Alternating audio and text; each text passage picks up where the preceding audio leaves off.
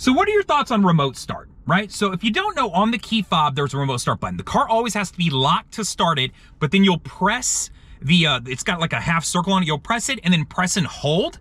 And if you hold, if you're walking out the car, you'll see it like flash and then the car will crank on, which is nice, right? You can get the AC or the heat going, just kind of get the car running so when you walk out to it, it's not freezing or not super hot.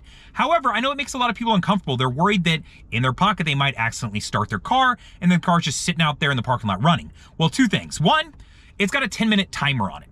Now, if you want to extend that timer, you absolutely can by pressing that remote start button again, and now you can push it out to 20 minutes. But if you just really like for that feature not to work, know that you can turn it off. Let me show you how to do that. So to turn this feature off, we're gonna go into settings. All right, so we wanna go into keyless access setup. Now, once we're in here, I wanna say it's 3 or 4 down, you're gonna see remote start on and off. So it's the default is for this feature to be on, but if you wanna turn it off, scroll out to off and just simply select it. And now you don't have to ever worry about accidentally remote starting your car if your keys are in your pocket.